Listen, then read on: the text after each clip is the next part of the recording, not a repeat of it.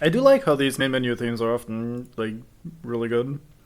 So, last time, even though you don't really hear them very much, I should have finished that thought instead of just immediately jumping to the next one. Anyway, last time, or 2 times ago, again, time is weird. Anyway, the other day, Turtle suggested something very smart, which is like, hey, maybe you should give this main screen that I'm using here some transparency. And I was like, hey, yeah, that's a really good idea. I should probably do that because then we can like have hints of what the background is, but we still have our little starting soon or like BRB screen or whatever. That was a great idea. And I was like, yeah, I should get on that. And then I looked at it and I realized, wait, I'm using a completely different scene in OBS for either of them. So I can't actually just add some transparency to it because that's just not how that works with scenes, I think. So that's a good idea. I just need to actually manually set that up properly. Oh, nice. Cube yesterday was so kind to mark what we're supposed to be doing today. Man, I'm so nice to myself sometimes. It's fine. I could arrange something like that. It's just effort, and I tend not to put too much of that into anything in life now. So, let's just run around over here and look for graces and move on from the topic of making streams slightly better. Hey, what else we should definitely be doing is equip the Astral 4 that we got yesterday on our shield. I completely forgot to do that. And it's actually a usable shield if I do that. Also, we should probably upgrade it at some point. I also forgot to do that. Man, I don't really do a lot of stuff, huh? It's weird, I've been streaming for hours. Oh no, I don't want this to be on Magic, I want this to be on Standard. It's weird, I streamed this for hours and yet nothing gets done. So now we have Carrion Retaliation, which looks like this. Ah, look at that. It is a fancy skill that is still a parry, however it also parries spells. But that's not all it does. It also gives you a much better parry animation, basically. Like, your parry window is bigger. It's, I think, best in the game. Or yeah, I think it's the best window and animation you can have in the game, basically. And the best part about it, even though it's a special skill, it only costs mana when you actually parry something. I don't know why. That feels like an exploit, or like an oversight, rather. Not an exploit, but like an oversight to me. But that's how they programmed it, so that's how that works. There's a grace randomly in one of these ruins. It might be here, actually. I have a vague idea. Yeah, there it is, actually. Nice. I found it first try. I had a vague idea where it was, and we just happened to run into it. Very cool.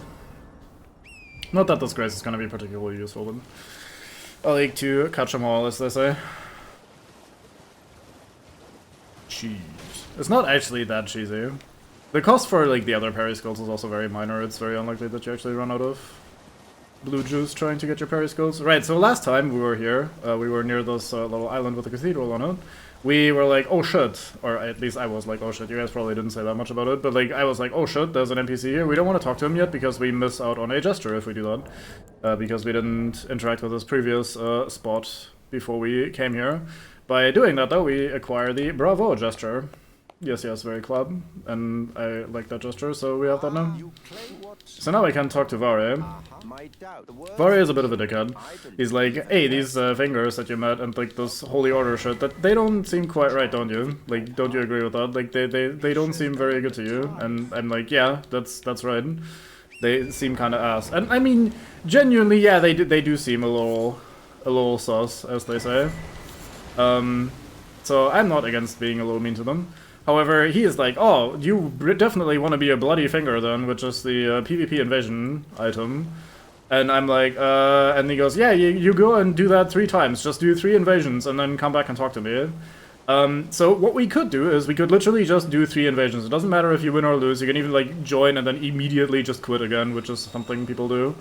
Or they added a couple patches into the game's lifecycle, a offline version of doing this, like an offline option to progress this questline, and that's what we're gonna do. There's an NPC that we can invade instead later in the game, so we're gonna do that. There is a reason though why you might want to be doing this early. It's a good reason too. You can talk to him afterwards and progress his questline, and then there's another step that's very, very easy to accomplish. You need to go talk to, or no, you need to find a corpse of one of the maidens that hang out in the churches. Basically, you find a specific church, or like there's a couple, I think, and you get a bloody cloth, and then you can progress this questline again. But afterwards, he goes like, oh, you've done well, you've followed my questline, very good of you. How about you now get this item? Don't use it yet, though. You need to be worthy first. When you're worthy, you should use this item, and then you can meet my lord. and then he'll sort you out basically. However, you can just use it immediately. It literally doesn't make a difference to my knowledge. And that will teleport you into a very late game area that, funnily enough, is really close to the DLC entrance. However, there's his lord, and his lord is a big badass motherfucker, so we're not killing that guy anytime soon.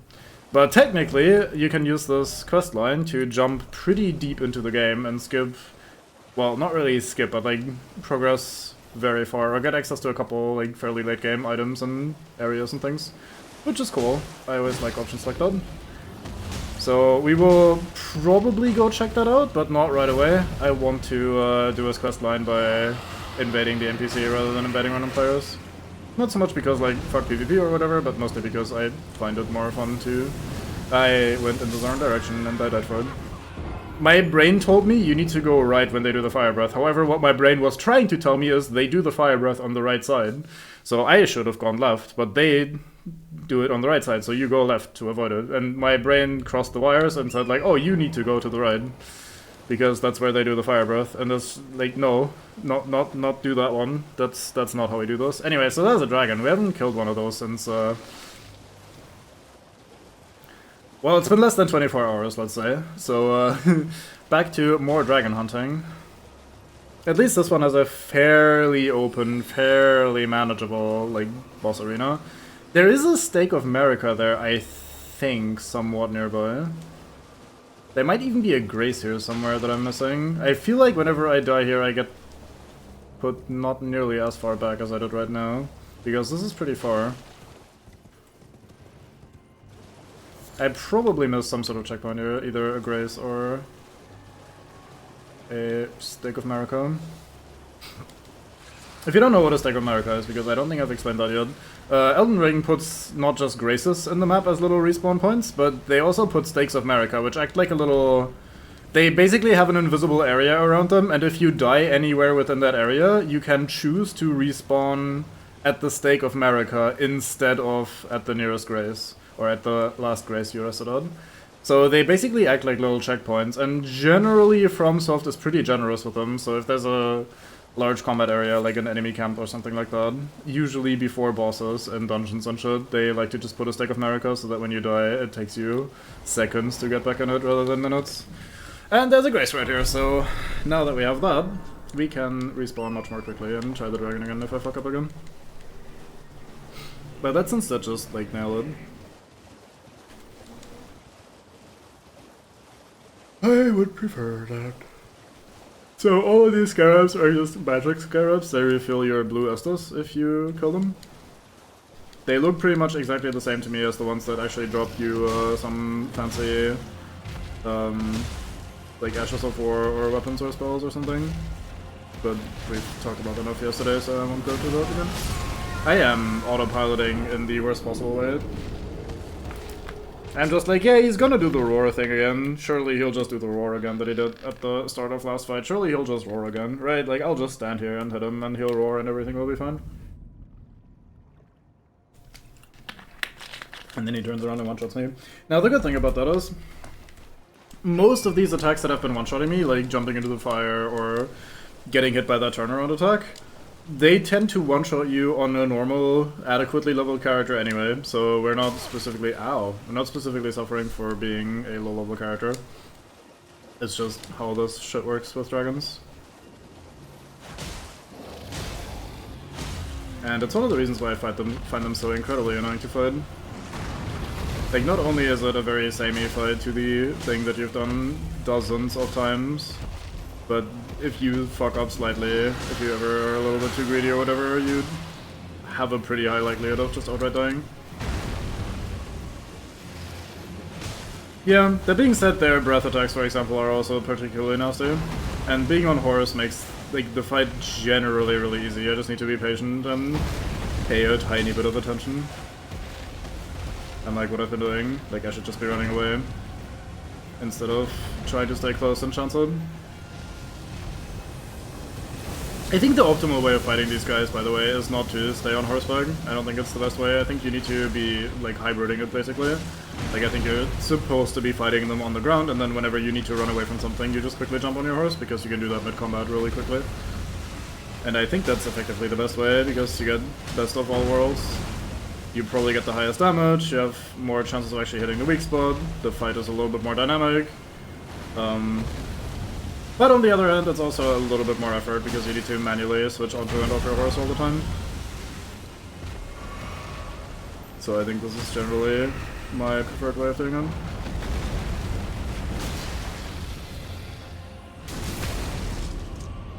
There's also a little crit.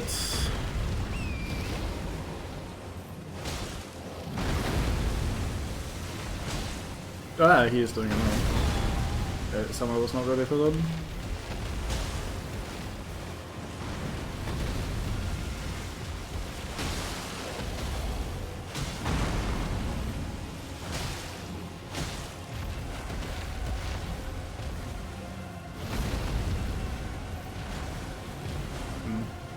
We'll eventually get to the point, I think, where we're gonna have to be playing very, very slowly and very patiently in a lot of the boss fights.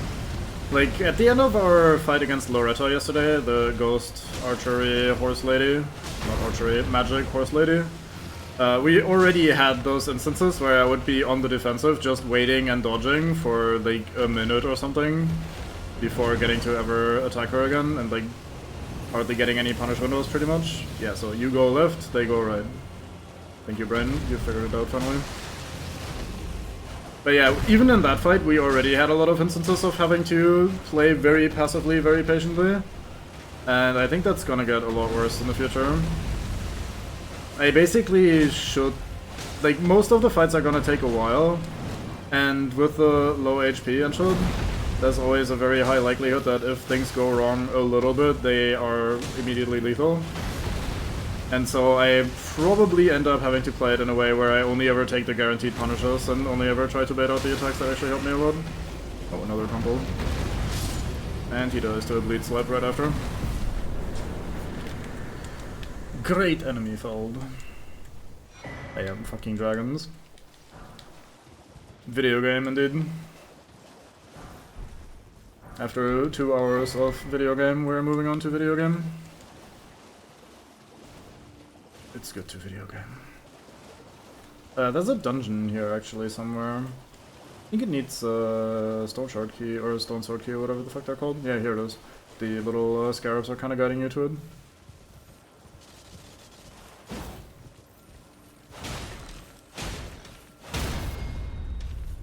Smack. Yeah. You guys get to live. Why is it always mage? Maybe this is the mage area. Maybe you're right below the magic academy that you might know about from the lore and the story and everything. I wanted to check something actually. Since we're not using the Uchigatana right now, I may as well try what it's like to put cold on my straight sword. So let's see if we have a way of doing that and if that would be a good idea. Because we do have a couple of frost items now. Yeah, we have Hoarfrost Stomp and we have Chilling Mist.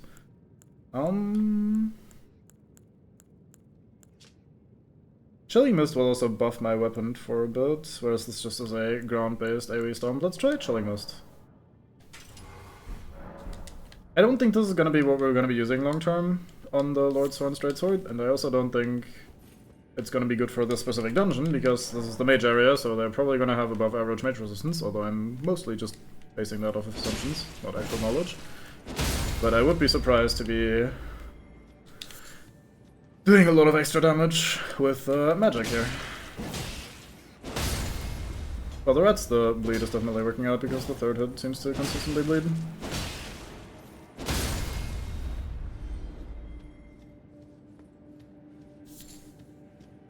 We will have to fight some non-rats here soon though. I've done this dungeon a couple of times, I kinda know what to expect. This room is a little confusing to navigate. You can see that there's some mages over here, but there's also some hanging out over here. They're just scattered all around the room, and you kinda wanna just pick them off one by one ideally. Or at least before they can all congregate and mess you up.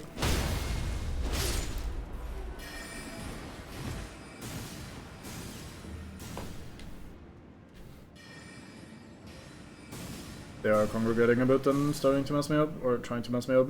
Hey, we should change talismans, we don't really need the horseback one. Let's do this. Oh, that stagger nice. That was clean. Very clean. He is gaming. Don't think there's an invisible wall here, no. Hey, I did it again there. I changed weapons, or I changed the 1 and the 2 and thing on my weapon. Because I was picking up all the garbage on the ground while also trying to attack the wall. That guy noticed me earlier.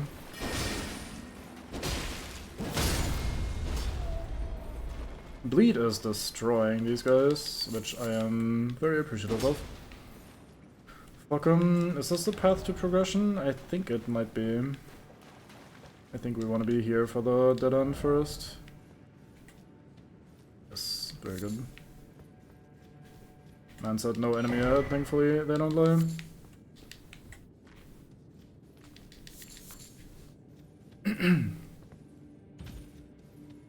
I do remember what boss we're dealing with here, and I think the weapon that we're choosing doesn't really matter for the boss, so...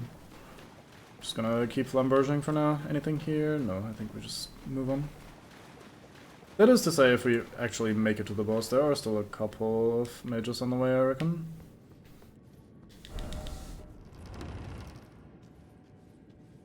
Greetings, mages.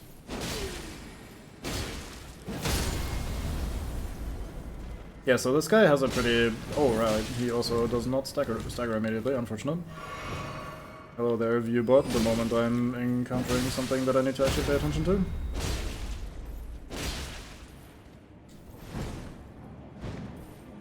Where's Art or Bango when we need them? Slash ban...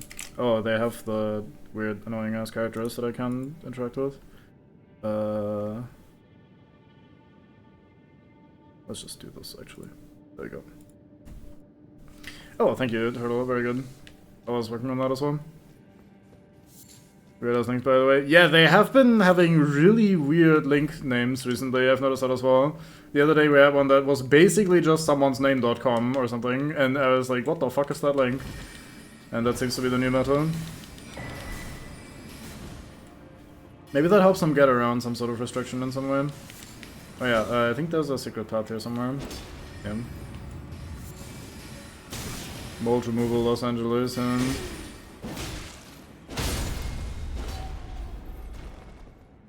It's probably not actually what it looks like, it's probably just disguised to look like, oh, it's mold removal something, to maybe get around some filters or some shit. It's probably still just the normal bullshit.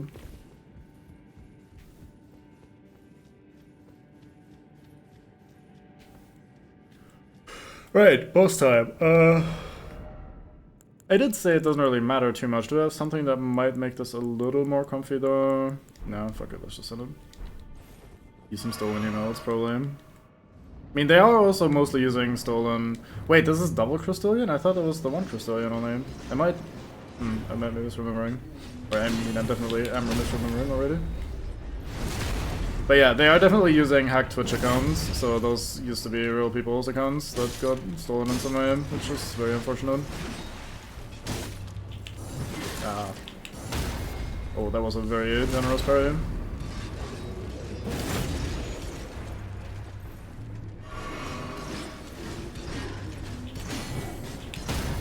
Thankfully, this one is super easy to deal with, as long as you can just parry spam him, the spear one. We didn't get to break him yet, but surely at some point soon. There it is, finally. So, when you make them stance break, basically, you shatter their crystal exterior. So they're gonna take 0 damage for a while, and then when you eventually make them crumble and get your crit on them, they can suddenly not only be staggered very easily by everything, but also they take pretty much normal damage. He still won't bleed because he's a crystal, but that rock catches, I forgot.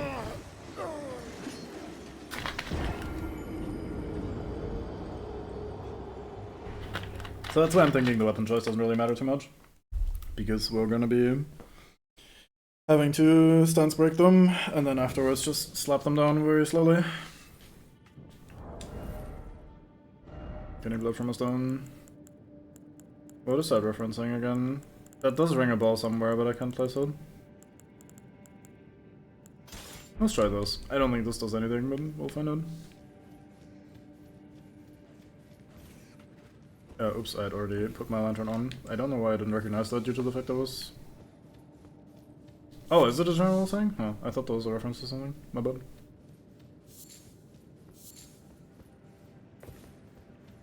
I do like the way it looks having the mages stand in the shadows here in the like slightly foggy darkness, weirdly illuminated for no well-explained reason, but still visible and lit. It's just an old thing. Okay. Fair enough.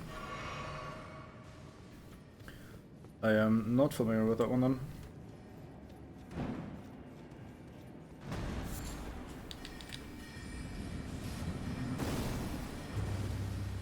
So I think we're gonna have the same approach. We're gonna hope that the spear guy comes over because he's sorta easy to parry. Like so. And then we're gonna try to get him down before the other guy becomes a threat.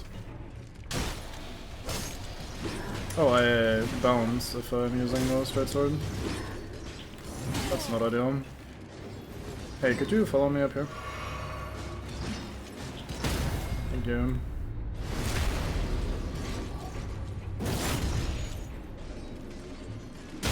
There's the compost. Ooh, that does better damage than on the other weapon. Sweet, maybe this is gonna work out. Wait, they can be they can freeze, huh? I was not aware.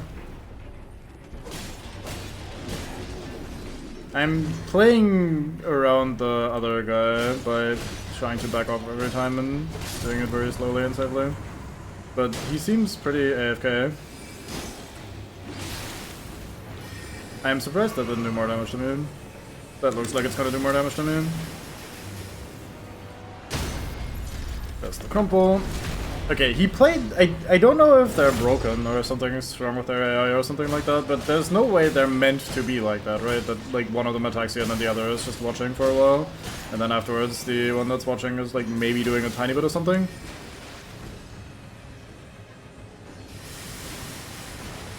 The guy just sat back, huh?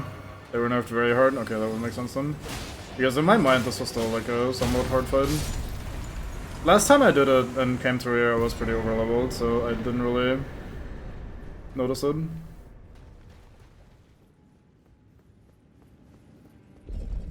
Don't think they did it on my first playthrough. Yeah, I also remember this being rough. Oh! Oh, my lag spike. What the hell? Anyway, so this is a bit weird because this leads us into the actual dungeon, like the Legacy dungeon. We can't connect this to anything in the dungeon, we can't jump off here to my knowledge and like start exploring the dungeon and circumvent the key requirement or anything like that. But it does bring us to the top of this tower here that you otherwise can't reach. And you do get an item here of legendary quality that you can't otherwise get. I'm gonna be very careful here with the camera because the camera tends to be annoying. Multi-boss fights were made, so it was much less likely for them to gank you. Constantly, which had 3 of them, which was infamously bullshit. Yeah, the triple Crystallians were pretty ass. I think the one that I had the most trouble with was the... whatchamacallit? The double Crucible Knights in one of the heroes' graves. That one was pretty hard.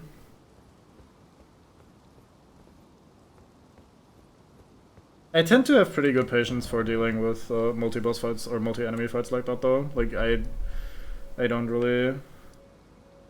I tend to not get that frustrated and I tend to be fine with just slowly chipping away one of them and then slowly chipping away the next and so on and so forth. Gargoyles are still dicks too. For me anyway. Yeah, the Gargoyles fight... I haven't done that in a century. It feels like none of the characters I've recently played actually got there. I'm not very good at that fight at all. The Crucible Knights or the Gargoyles? Because the Gargoyles I'm also absolutely not good at. But the Crucible Knights I think I'm gonna be fine. I am fairly comfortable parrying one of them and then from there it's not so bad.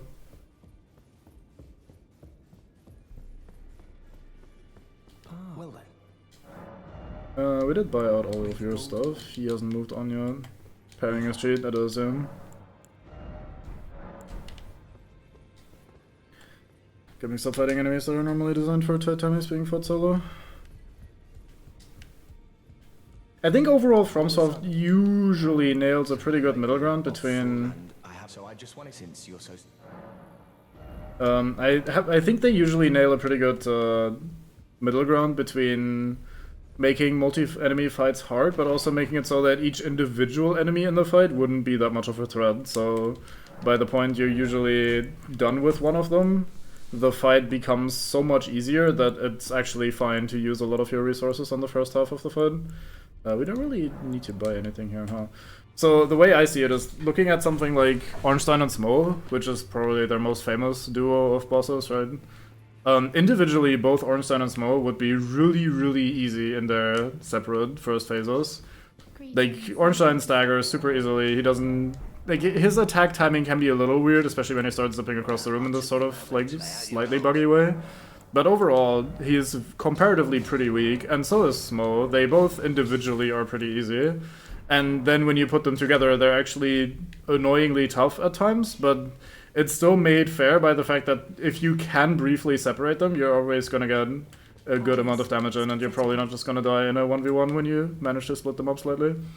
And the area where I think it falls apart is when they make enemies that are individually already annoying to deal with, and I think the gargoyles are in that sort of space where the gargoyles are already pretty annoying to fight, just one-on-one. Or like a gargoyle is already pretty annoying to fight one-on-one. And then if you add a second one, it becomes a little bit of a pain. They're not the worst, I suppose, but I remember not enjoying that fight all that much when I lost it. The Crucible Knights are also in a similar-ish space because they're also fairly aggressive. The fact that they have moves that are designed to like punish you for healing, and the fact that like the one of them will always like be very aggressive and has that long-ranging thrust attack to interrupt your heal or to punish you for healing and that sort of shit, is always going to be a little frustrating. Enormous Frost AE doesn't help either, yeah. Yeah, the gargoyle fight is definitely pretty tough. We're not gonna be seeing that for a long time, so I think we're good. There's a dungeon here somewhere. We marked it on the map, but the marker wasn't exactly on the mark, funnily enough. Here we go. I think this gives us the first actually useful bell bearing, isn't it? What the fuck?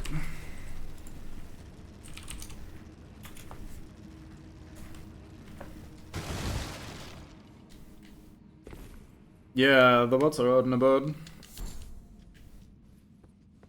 Out and about.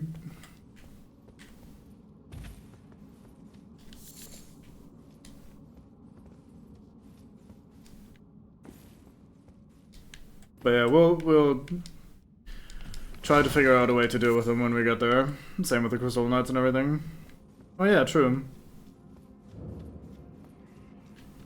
I thought I missed the grace, but no, it's right here.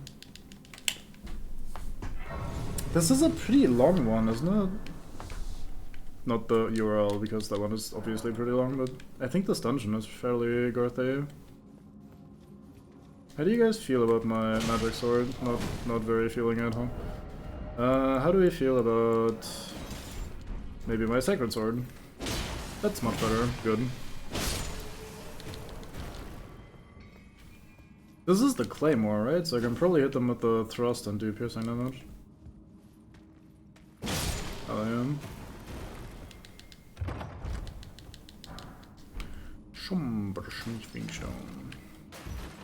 So, while I do enjoy what we've currently got going with the different weapons for different purposes, that has the downside of also needing to upgrade a bunch of different weapons for different purposes. So I am currently in this situation where I'm like, +3 feels like a little low. I think the game wants us to be a bit higher at this point, and I mean, I want to be a bit higher anyway in terms of upgrade level if I can be. But I would need to pick 2 or 3 of our items and actually upgrade them, and I am struggling to prioritize the thing that I think is correct.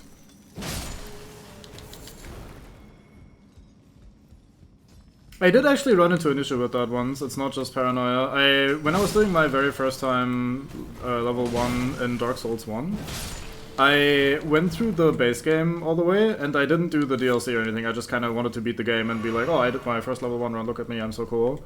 And then I went through the base game and was like, fuck it, let's just go to New Game Plus, because like you can't choose not to do that in that game, right? When you're done with Gwyn, you're stuck in that room and you either like leave or you interact with the thing. So as a result, I went into New Game Plus, and then later, a couple of weeks later, I was like, I kind of want to see the DLC stuff as well on level 1 and like try to do everything. But I was in New Game Plus, so I was like, okay, sure, fuck it, let's just do New Game Plus then on level 1, because at the end of the day, I think the jump to New Game Plus isn't that massive. It does add up, of course, over multiple New Game cycles, but usually from +0 to +1 is not that hard, especially early on. However, what I hadn't considered is that when I finished my run, I hadn't really prepared myself for the future. I was just like, I had that character in a position where I was ready to take on the final boss, but not really any further than that. Like, I hadn't really thought about it or like set that up. I hadn't really grabbed all the items that I should have maybe grabbed or prepared all the weapons or equipment that I was maybe going to be using. And that ended up biting me in the ass, because I made it to Ornstein and Small in New Game Plus, so level 1. And I was really struggling to kill them, because I hadn't upgraded, like I was using 2 different weapons. I was using a battle axe with lightning, and I was using a reinforced club with fire. The lightning one I had upgraded to maximum, because that's what I was using to fight Gwyn as well, so that was the last weapon I was using. The fire one I had only upgraded halfway, because I was already past the point where I really needed a fire weapon, and I didn't plan on going to New Game Plus. And now I didn't have access to upgrading my weapon anymore, so there I was with a 2/3 upgraded weapon in New Game Plus trying to fight Ornstein and Smo. And the thing about it is that my lightning axe doesn't really, or the lightning axe didn't really do that much damage to Ornstein, because that guy is using lightning himself, he's fairly resistant to lightning. Whereas the fire would have been much, much better, but the fire one wasn't upgraded all the way, so it was a pretty awkward sour spot between like having 2 weapons that were both really bad, one because it wasn't upgraded very much, and the other because it was not the right element. So in that case, I did actually get screwed a little bit by not preparing properly or upgrading the wrong weapons, or, I mean, fundamentally just like going into New Game Plus before I was really ready. But I do still like have that lingering in my head every time I'm sitting there and pondering which weapons should I upgrade. Because you can not really screw yourself. If I just like got better and tried to fight a couple hundred more times, I probably would have eventually beaten it. But it did feel really ass to be in New Game Plus and sit there with a 2/3 upgraded weapon because I hadn't finished preparing the right one.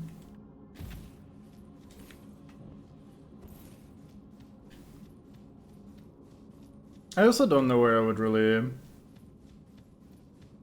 farm like level 3 shards in this game. I can find them, but I don't know where I would farm like duplicates and multiples and more and more and more of them. Until I can buy them, which is gonna be later. I think the bell bearing for level 3 and 4 shards is in Altus Plateau.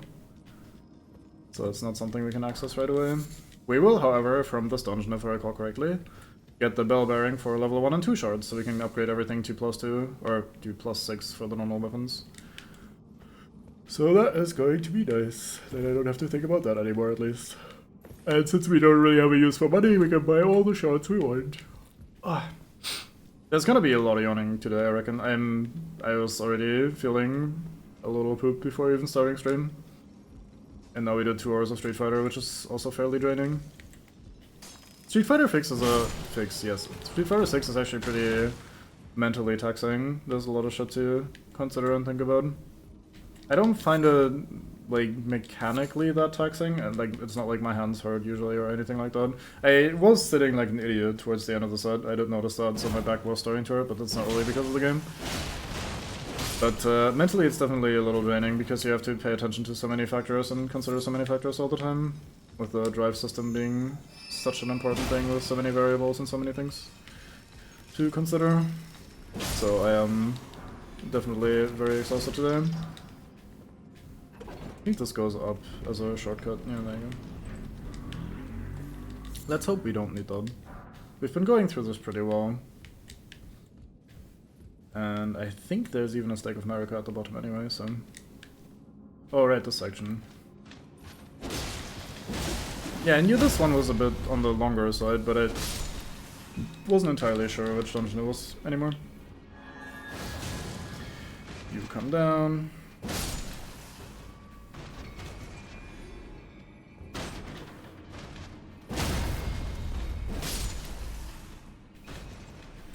I'm really noticing that damage buffs, especially like what I presume are flat damage buffs, like for Sacred Blade and the Flame Strike thingy that we have, are really potent. Our damage goes up a lot from having Sacred Blade active or having the Fire buff active on the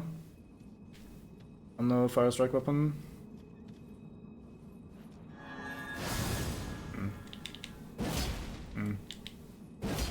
Really?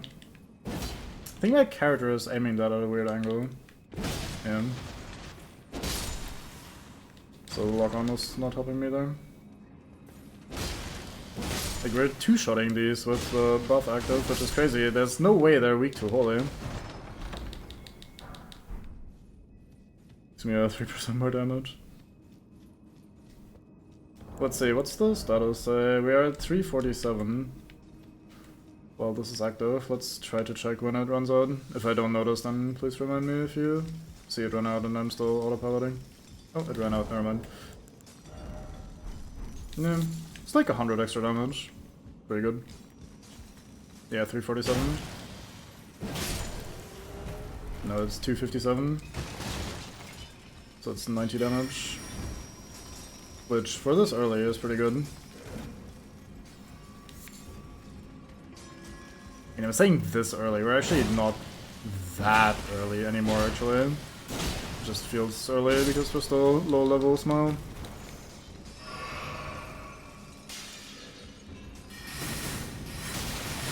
These guys are such a pain in the ass. Oops. Yeah. Wait, you guys are a one-shot? That's crazy. Lot of smithing stones, very good. Very, very good. And a thrust for you. Do we ever check about Irina's body being there? I don't think we did, no. Good call. Try to remind me when we're done with the dungeon, because I don't want to leave the dungeon in the middle of it to check that. But I am curious. I think this is the dead end. Yes, good. Leave now. Sorry, you leave. You don't tell me what to do. You're not the boss of me. Who is the boss of you? Me. I am the boss of you. I am the boss of you. It's a like 0% chance someone gets that reference, but if you do, very good. I really need to play that game on stream at some point. That is one of the few... Like, I do think streaming is fantastic for sharing niche things that are really cool to people that probably haven't heard about them because the things are so niche. And one of the few bits of stuff that I know that I am confident a lot of people don't know about is a game called Zork the Grand Inquisitor. And that one will be something I should... Oh wait, that's a Crystallian, we should be fine. We've done worse. Actually, this one has the circle blade, so they're a little bit more annoying than the others, but we should still be good. But yeah, that game is definitely one that I should play on stream at some point, because I'm pretty confident no one here has actually played it. With a tiny ass risk, technically, but whatever. And it is a very, very funny old point-and-click adventure. At least I remember it being really fucking funny when I last played this. Which is quite a while ago, to be fair. So maybe my sense of humor has completely changed, but it is a very funny game, and I'm hopefully streaming it at some point. I do have it on Good Old Games, but just setting up, streaming and capturing for DOSBox stuff is always a bit of a pain. And it does the thing where like it goes to video sequences that are difficult to capture as well, so I'll probably have to find some way of stream capturing and shit. So yeah, I'll try to do that at some point, because that would be a fun and cool and interesting thing to share with all you people that haven't seen it. However, it is a point-and-click adventure, so I'll probably have a walkthrough or something, or need a walkthrough or something open on the side and do that, because it was one that was actually pretty spicy at times and pretty difficult to progress. Very arbitrary at times. No, you're right, her corpse is actually still here. That is odd.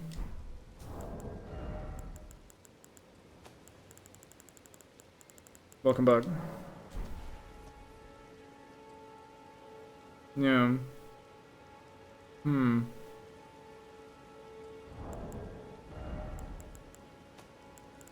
I don't know what to make of that.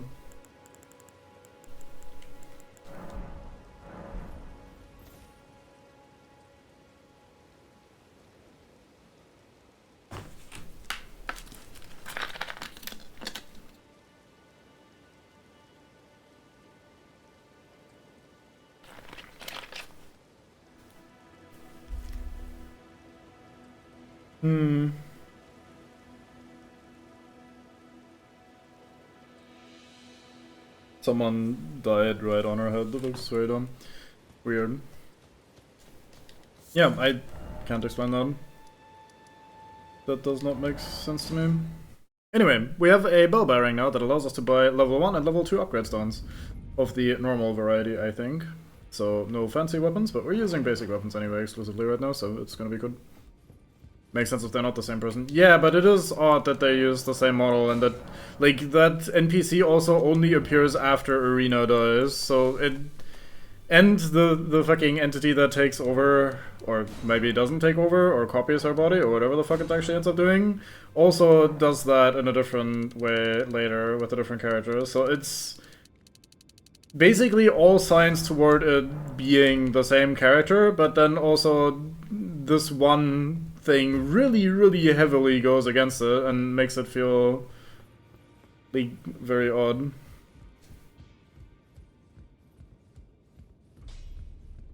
I mean, I guess it depends on how I'm supposed to interpret that sentence, but like it's not like the rest of the story or the other stuff is that smooth, as in like it's super easy to figure out. You still need to like make a bit of an inference and try to put two and two together yourself. It's not that smooth, but it is pretty smooth, I guess. But only when you really start looking for it. But yeah, I don't know. It's weird.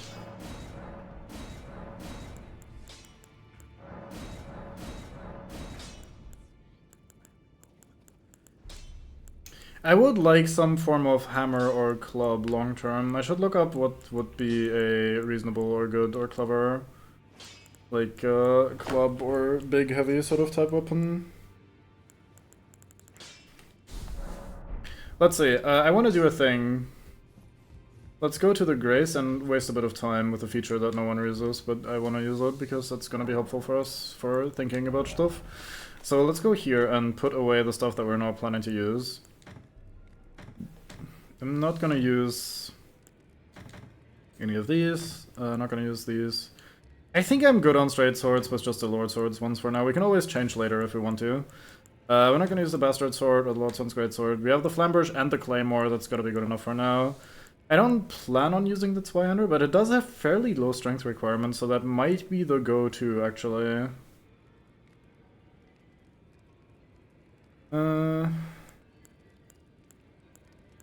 Greatsword is not only gonna be really difficult to get to with the strength, but also it's very, very, very heavy, so I don't think it's a good idea, so let's put that away. We'll keep the Claymore for now. We could keep the Rapier just because it's pre-upgraded, but I don't plan on using it, and 17 dexes are annoying to get to, so let's not do either of these. Great EP. If we can get one more dex at some point, maybe through Talisman or something, but for now, let's not do that. Chamshire is good. Bloodhound Fang, no thank you. I also don't want to use that because I've used it quite a few times. No Twin Blade. Actually, I need to... What was the stat requirement? 18 dex. It's a little ass. Oh, we could straight up use the Iron Cleaver. That would be an axe. I haven't really looked at the axes yet. Let's have a check. So Iron Cleaver...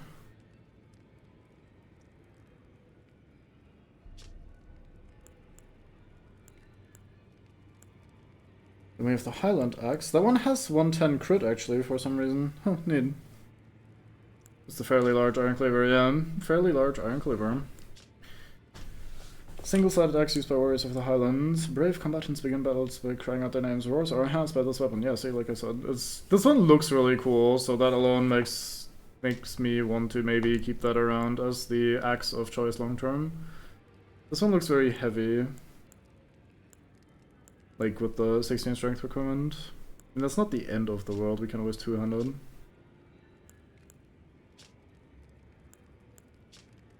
can change Ashes of War of all of these. Ice Rend Hatchet, that one we can't change. It needs 16 dex though, so it probably just goes away. Rose's Axe probably also just goes away. I'll consider Axes later, we'll see. Sack Axe might be slightly stumpy. That's a good shout, we should check that out later. Great Axe, or... Oh, if anything we're using the Rusted Anchor, I think that one is easier to get to, and it's still like gonna be giga good for staggers. I'm not using the club, I don't feel like it. I don't feel like using the Morningstar either. I don't feel like using either of these, just fundamentally. I don't like the Break Hammer, I'm sorry. Pike. We might use the Pike long term. In some circumstances. Maybe. Dodge control, chopping, a lot unique. Yeah, I mean... Any of those, like, we're spamming a lot of attacks moves are probably gonna be a little spicy to use on Soul level 1 because we can't really afford to take any trades, basically. I don't think we're gonna be using either of these, so stat requirements look a little bit high. Let's keep... Oh yeah, the lance. I don't like lances usually. I don't think I've tried them ever in Elden Ring, to be fair, but I didn't like them in previous Souls games. This one we're definitely never going to be using. Whips I don't really enjoy using at all. We're going to keep the Spiked Hastus around just in case we use it. None of the others are going to be particularly useful. Apparently the claws are good. I don't feel like playing fist weapons is the thing. Like anything that close, like a claw or a fist weapon, I'm a little hesitant to even give them the light of day, basically. So what we're gonna do with our current planning is we go over to the Royal Moongazing Grounds because it looks really cool. And then we can flail around a little bit with the access that we have and consider whether we want to keep one of them. Because I basically want to have weapons for different purposes around, so I want a straight sword, maybe two in the long run, because we could pretty easily dual wield them given their low stats.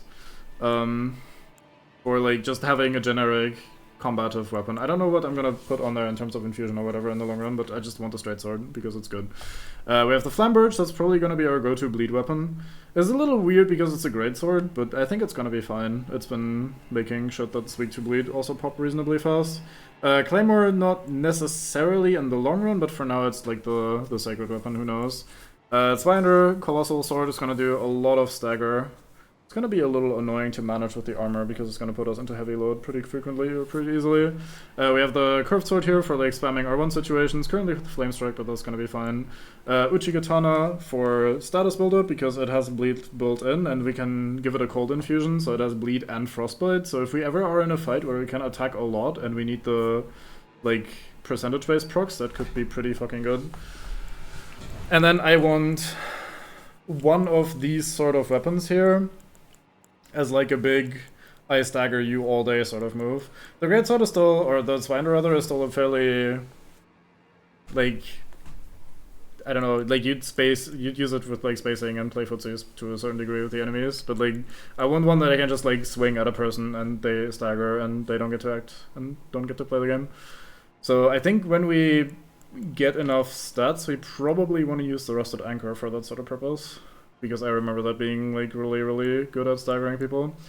Let's have a quick look at the Iron Cleaver.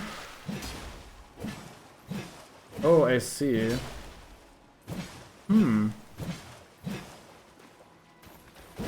Oh, the running bullshit. Can I turn that while it's charging? I can. No sweeping? Yeah, see, that's the good thing about it, though. Since we are using a variety... Actually, there's a sweep right here on the crouch, on the running attack, but it's still fairly inaccessible. Yeah. That's the good thing, though. We can, since we're using so many different weapons, or at least considering using so many weapons, and like trying to get them ready and trying to keep them up, we can, in theory, just use a variety of weapons for different purposes. So if this ends up being good, then we don't need it to also be good at cleaving, because we'll only use it in these sort of circumstances. Also, we can always give it a weapon art that has some AoE and some cleave on it, so it's actually not that bad. This is the generic X moveset, I think.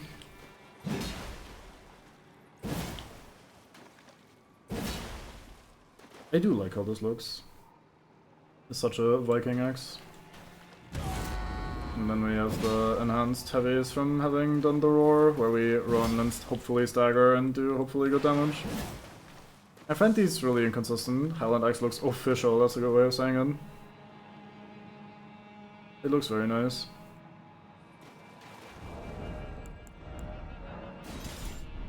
Oh yeah, that does look a bit stubby. And it has the normal axe moveset. Yeah, I think you can exclude the sacrificial axe pretty much right away.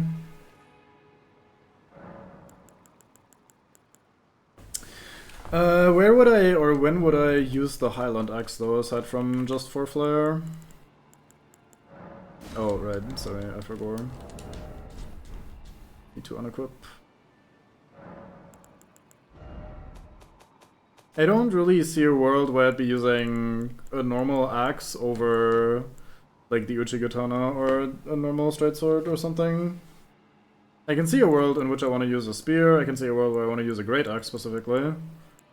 But like a normal axe kind of shares the same area that a katana and the straight sword and shit would be like. I guess they're just more different straight swords. Yeah, that's what I'm feeling about them as well for the most part, since they tend to be like they have slightly better stagger, but slightly less versatile movesets and slightly less range, I feel like, than swords, and I tend to prefer swords overall.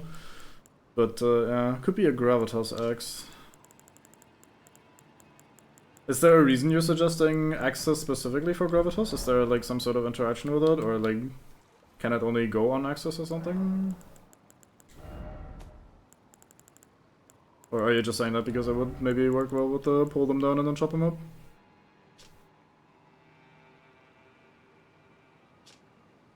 I need the description for the thing itself further than the equipment menu. Where are we? Here.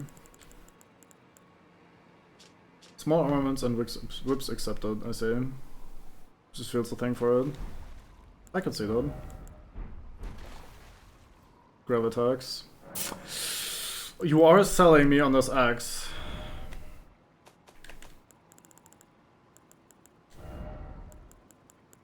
Building a tendency to have Ashes of War mini weapons. Makes sense soon.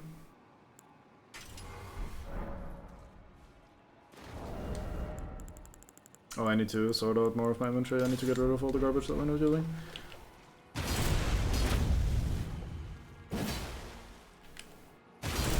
I feel like I want Gravitas on a weapon that has good cleave, because I feel like I want to do this for AoE situations, and then I want to have like a way of like cleaving through multiple enemies. I could see this on the Zweihander, for example. I think that one has pretty good cleave, like a Colossal Sword usually does.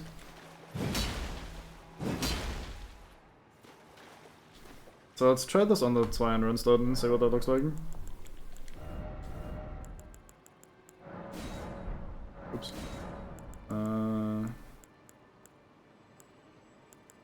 This might be a decent magic infusion as well.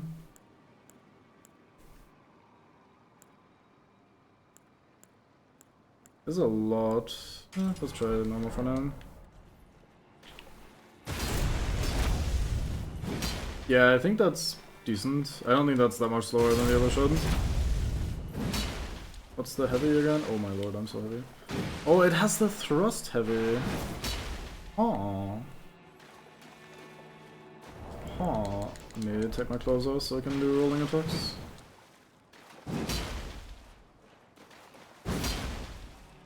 Okay, the sweeping attacks are only on the R1 though, and the second one is a little better than the first one. This first attack is a little high. So that's probably not gonna be very good with it. What would be better? Let's just for funsies take a greatsword. So that one has the heavy attack sweep. That one would be a good sweep to have. Because in my mind I'd be using Gravitas for chickens, in which case it doesn't really matter what weapon I'm using. Or to like cleave and deal with groups of small enemies.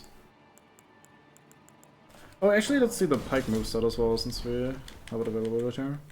So this is just normal thrust. Ooh, upwards thrust, huh.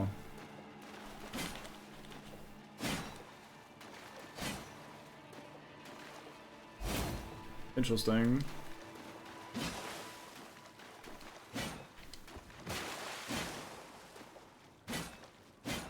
Not sure when we're gonna use that, but I think having something like that available is gonna be good. You don't have really good cleave either. I mean, for dragon shins, that is a very good shot, yeah.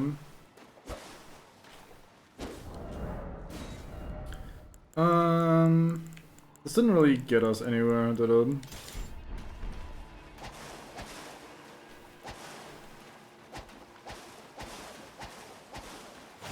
I'm not gonna use this for AoE very much, I don't think. Giant Hunt Asher Forest got that covered for some hefty damage. Yeah, I saw you use that, and that looks pretty fucking handy. I need to give that a try soon. Oh, my neck hurts. I mean, we don't have that many very important Ashes of War to go around right now. What else do we still need covered? In particular, this is only a vanished and angle attack set. I mean, it's just a very heavy attack and attacks upwards, so I don't think it gives extra bonus or whatever, but I think it's just a heavy hitting attack that aims in the right way. Folio arms and twin blades. Let's have a look at that. With the horse spear or with pike. There's my pike.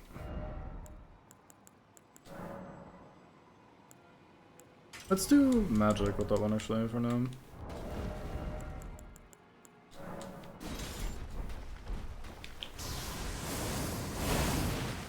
That seems pretty good. The Winged Scythe has a move that's quite similar to it, and it's very abusable against the AI. You can also turn like a motherfucker during this for this shot. Nice. We don't quite have the strength to wield this yet, but I think this just does the regular bonking, right? Like I've seen this before. Actually, that has a little bit of a cleave to it, but not that much. Oh, it has this moveset after the roar, I see. I kind of want to use the anchor. Maybe not always, but I want this in my arsenal. We need the charm to get more strength later. Minutes punch doing very useful. Hell yeah. I mean, that kind of goes for heavy attacks in general.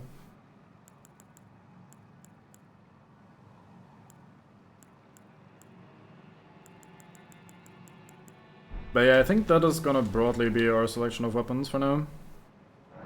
Very slight, yeah. I could very slightly tell him. Like I said, I don't feel like using first weapons or claws for now, so I'm just not gonna bother keeping them around. I don't think we're ever gonna use any of these. This one we can technically use, so I'll keep it around. They look neat though, yeah. Which of these is better for me? I think the claw marks here is gonna... Actually, if we don't two-handed, it's probably not better. Let's just keep the basic one around. Okay, let's get rid of all the garbage that we don't need here. Actually, this has a special effect, doesn't it? Yeah. It boosts immunity, robustness, and focus. Sure, let's keep that around in case we want that. We want the Beast Repellent Torch. I don't think we want the normal ones, since we have a torch, and a torch is all we need usually. Don't think we want any of the other shields that we're not upgrading. We might want to keep a Great Shield around. This is the only one that we can wear or wield. It's already not much better than our medium shield, so I probably actually won't keep it around. If we do ever have access to enough strength to use a Great Shield, we'll figure that out later. Then we'll actually do that, but I think that's it for now. Okay, we should maybe store some of these sacrificial twigs. Oh well, not now. Right, so with that being done, naked man goes on a shopping spree, or clothed man goes on a shopping spree, leaves, naked man comes back with giant anchor in his hand. Just things that happen in the lines between. You took me for that. I mean, look at me. I'm young, spry, functional, dynamic, all the good stuff. Right, so...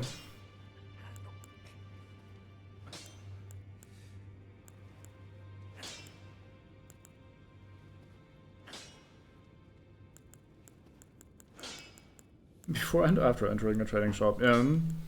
pretty much. Fuck it, let's upgrade this binder. I'm committing.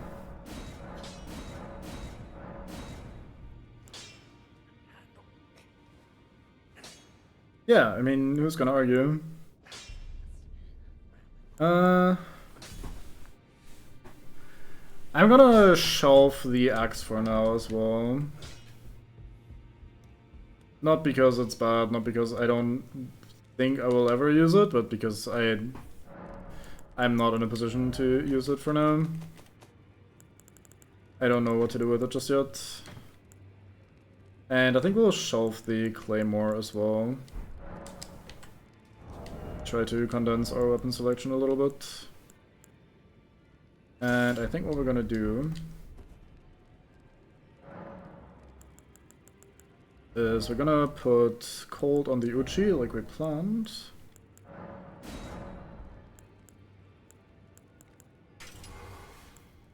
Like so. My phone is asking it, give me a second. It's of course nothing of value as always. Thank you for notifications.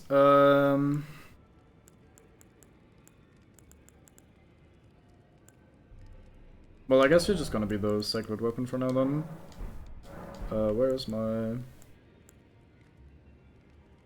Oh, I put the sacred blade weapon in the bin, so I can't access sacred blade. I see, that's how that works. That's a little annoying. That technically makes sense in fairness, but that means I need to unequip the weapon arts before I shelf a thing.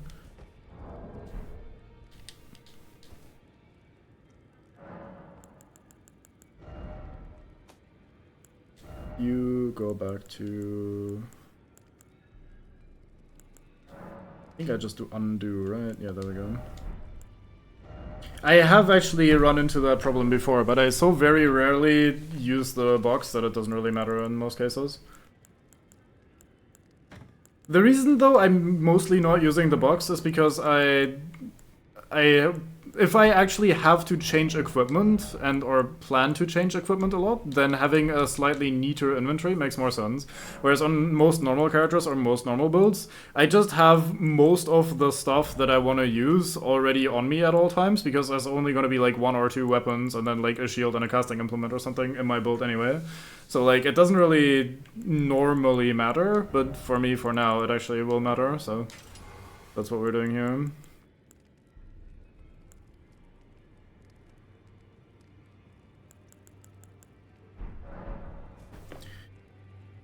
Alright, good to know some weapons come with arts on them that you could take off. Also, note that you might never realize that if you shelf them. Yeah.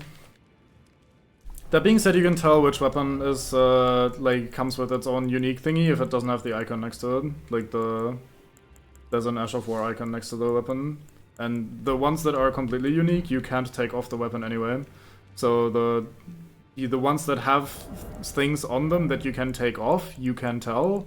Basically, there's a visual indicator, and the ones that don't have anything, you also can't take anything off anyway, so... roughly this is what we were wearing, right? Let's just wear these. How does this look? Okay, that looks pretty bad. Let's not wear these boots. I think we'll go with this. Sure, seems fine. But yeah, so now our inventory looks a lot cleaner, and we can just switch without too much effort. Okay, all that being done, we have another mark over here, and I think we'll just go straight to it then. I've been having this issue that my left shoulder is like a little achy. I keep leaning on it whenever I'm like both in school. When I lean forwards onto my table, I lean onto my left arm a lot, and also like when I'm sitting here and playing games, I also often lean a little bit on my left arm, and I feel like I'm slowly but surely annihilating my left shoulder doing that. It's getting more and more achy and uncomfortable. And I can't really stop because, like, what am I gonna do? Not sit.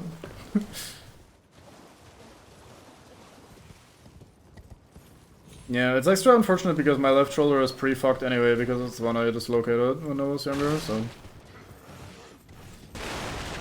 I am always gonna be a little more receptive to owl in that area. So, if I recall correctly, there's nothing of actual value here. Like, I don't think... Ow. that there's any items that I really want or really need, anything particularly good or particularly fancy. But I am known to occasionally forget things, so let's give it a little scour anyway and see what we can find. There's a shield over on the other side that is unique, but I think that's pretty much it actually. That's one of these fuckers. I hate you. Let's walk over this so it disappears. I think that over there might be the shield. Hey, +6 weapon actually does some damage. No, it's not the shield. Fuck.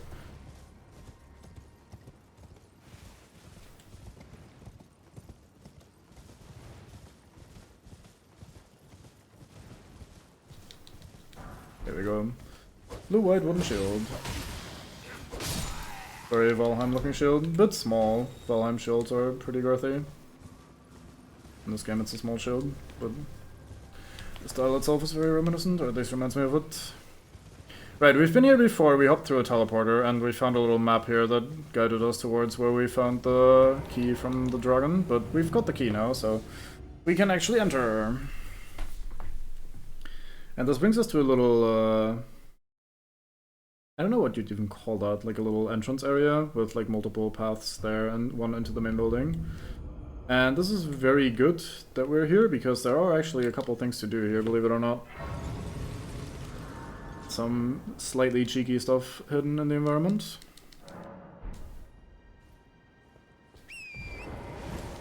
So you can just walk past these, you don't actually need to interact with them. If you do, they teleport you, so like they go pretty far. But they bring you over to the other side of the bridge, basically. But if you don't take them, you can actually walk around and explore, and there's a summon sign here, or rather an invasion sign here that we're gonna take advantage of. Which is us helping out Yura, the dude that helped us with our own first invasion, where we got invaded by some dipshit with a dagger. And we can hop in there and help him out. And that's what we're gonna do. I don't like that fight very much, because the guy has a habit of killing, or at least severely damaging Yura before you even show up. As is often the case whenever you're there to assist NPCs. They sometimes just don't cling to life very much. But yeah, we'll see if we can make it work. So we spawn over here, and you can see the red guy over there, and Yura is also over there already. No wait, Yura is the red guy, the other guy is the problem. The Ravenmount Assassin is a very long name, I'm surprised they roll without. Oops, I forgot that I meant to ending my weapon. Ow. So this guy has a sick hero skill, basically. He goes into this little stance where he cowers down, and the next hit will make him, like, jump into the air for a counterattack, like that. However, it's pretty ass, at least from having seen it on the NPC mostly. Because unless you get one-shot because you're busy just R1ing like a madman, it actually doesn't really do that much. It has consistent timing for the follow-up attack. So, like, you swing at him, he teleports into the air, and then you just roll and you keep swinging at him. There's no, like, trickery there. It's not like, oh, sometimes it takes longer, sometimes it goes shorter. No, the moment he poofs, you just take a roll and everything is fine. I am turned around. Here we go. We need to actually go higher up. That makes sense. I was wondering where the summon sign is. Why are we down here? Slow weapons that it always punishes. I can't imagine. The animation itself is really slow. Like, you can probably find a couple attacks that are so slow that it does actually punish them successfully. But that's more, I think, looking for instances of it being good rather than, oh, it's a thing that's almost always good or just generically useful, you know? So you can probably find stuff where it's good, but you'd have to really try. And I think if you have to really try to find a thing where something has a use case, then it's probably not very good overall. Oh, he's hard committing to me.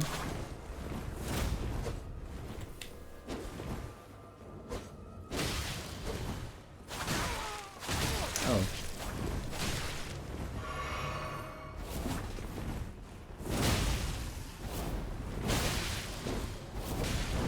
Now, I will give it that if you whiff it, like if you just do it and then no one hits you, you can actually recover pretty quickly. He did it a couple times where neither Yura nor me hit him, and he got to immediately roll out and be fine.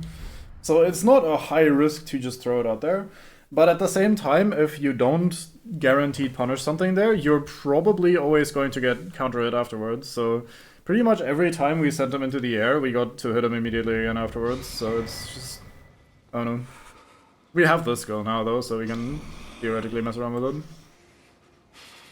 Hello, friend. Oh, sorry. Here's a token of... He gives me a smithing stun, fine, very fine. So he's his next target is a lady called Eleonora, and he's not happy because he's gonna die, he says. And spoiler alert, he's not wrong. He is going to die, and we're probably also gonna die a couple times. She's a little annoying sometimes.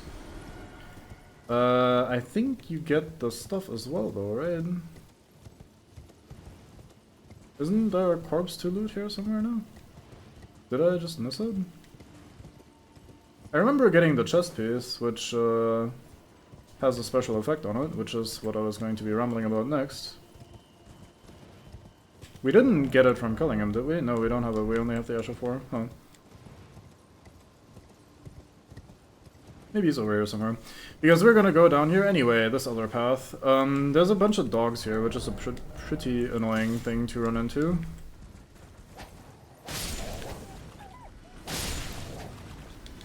However, it seems like the Shamshire with fire does pretty good work with them.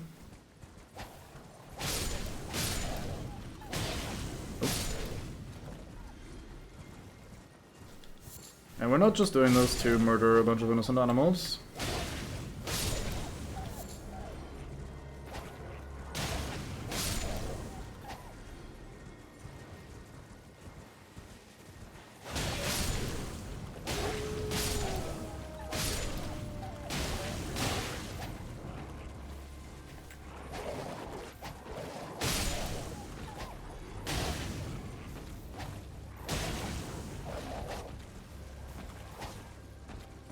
Yeah.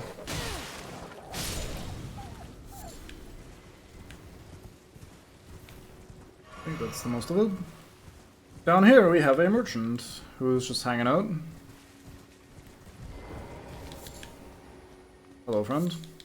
What has been and how can I help? Yeah, no wonder it's been an age since you had a visitor. Look at the location where you're at. So this summons 2 Fanged Imp Spirits. This you need for a puzzle much later, so we're gonna buy those.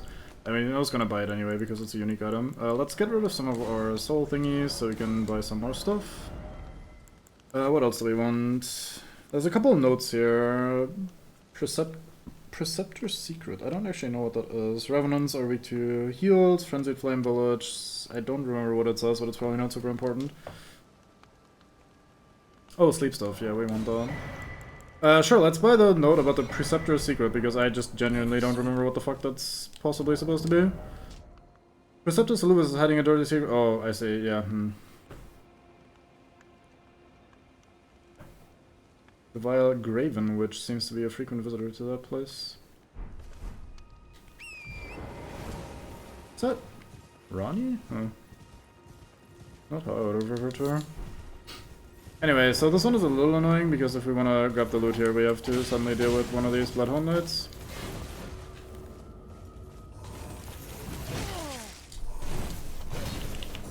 I keep forgetting. I spent so much time just two-handing my weapons at all times that I'm now always just pressing... Oh, Selen! Right, that makes sense.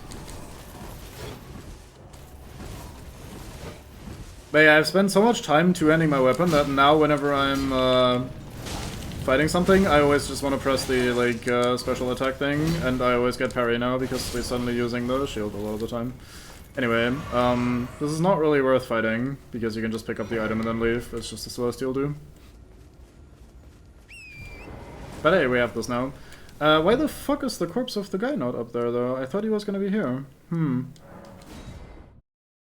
Where do you get his stuff, then? I thought he showed up here somewhere.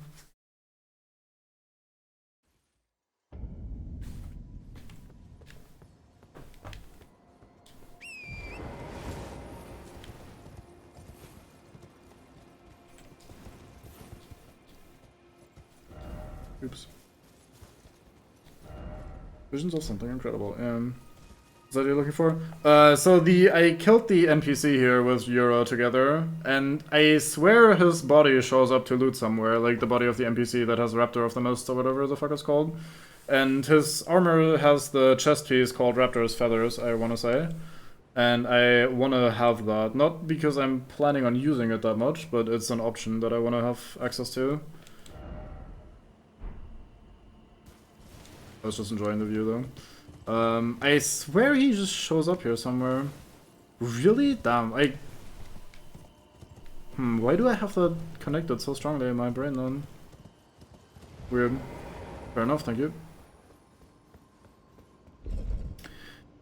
Well, off we go into the Academy of Raya Lucaria. So it turned out earlier when we were fighting the mages that they do bleed pretty quickly and pretty easily, so may as well use our bleeding device. Let's try not to immediately die because that elevator is kind of slow. This place looks cool as fuck. Like so many places in the game. Genuine, pretty little magic / wizardry school. Very neat. There's a couple meaningless items around here and there. I don't think there's anything important for now. We are going to come into a graveyard soon where there's going to be a lot more shit to loot, and some of it is actually unique or interesting, but for now I think we're going to be just mostly passing through. So this room, if I recall correctly, is this the room that I'm thinking? It is, okay. This room is actually a little spicy. It's one of the first rooms in the area. So there are these mannequins dropping from the ceiling that are trying to fight you. And at the same time there's also a wizard shooting shit at you. And depending on how this lines up, it's actually pretty easy to get overwhelmed or chipped down. So that's why we immediately used the old Flask of Wondrous Physic. Ooh, ow.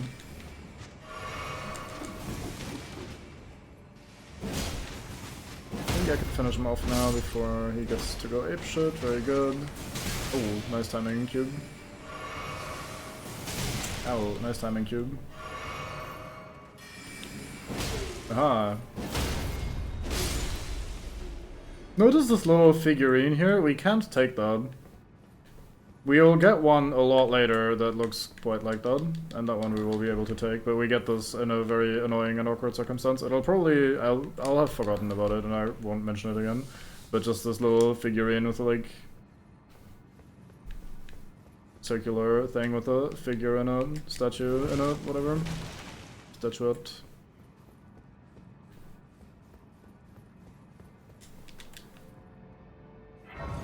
So that was the first annoying little section. Overall, this dungeon is a little weird. I don't care too much for it. I think it's... well, it's not like a very frustrating place, I don't think. And the boss itself is mostly like a little gimmicky. I also don't find it to be a very interesting or memorable place. So like, it's not bad, but it's not very good either. It has some neat ideas, but I think they mostly end up not doing them very much.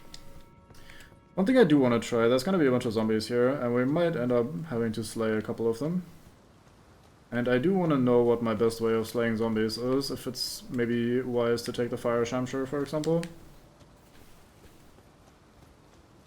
I could imagine that being good against zombies. How fast do you bleed? Oh, second swing makes you bleed. Yeah, okay, we're using the Flamberge. That's pretty good. They do something interesting, which is when they hit you with their grab, they make you, or they try to, like, vampire suck your magic, your blue mana juice. Which is kinda cool, and a little unique and a little interesting. Academy Graveyard, as you do. Yeah, I mean, when you're studying magic and shit, there's bound to be a lot of death. Accidents are pretty much forced to happen in a situation like this. And sometimes maybe not even accidents. Can I not get up there? That's a shame. Hello, friend. So yeah, we're not gonna be killing all of these. I usually mostly run through here. But I did want to know what my decent options are, basically. There's a couple side paths here. I find them very confusing. I never learned the layout of this place properly, I'd say. Like, I know it well enough to mostly get around and eventually find all the items, but I'm not gonna do it in a very fast, streamlined, or efficient manner. Like, these paths kind of loop back on themselves and that sort of stuff. I didn't pick up the item, but I wanted to kill these guys while I had a chance, because this is actually a little annoying. Otherwise, having two of those archers up there. We can just jump back down here and it loops right back around. Are you not soldier ashes? Probably should. This is not more stuff to explore. Aha.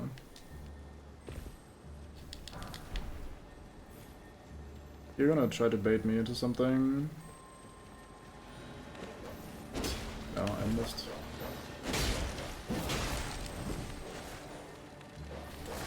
Oh. I am shocked that that dog managed to body block me perfectly. No, he's leaving. Aw. I thought that body blocker were gonna be fine. I'm okay.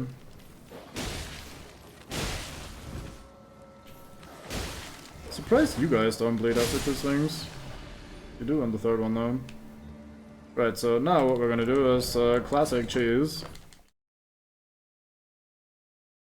When you relog, the scarabs reappear. But the enemy is stay dead, so we can just relog and kill it, rather than having to run all the way back to the bonfire.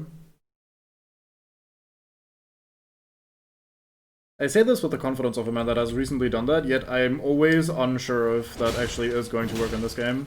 Because in some Souls games that works, and in some it doesn't, and I can never quite remember in which one it does work and in which one it doesn't. I'm fairly confident, but not 1,000,000%, that it doesn't work in Dark Souls 2.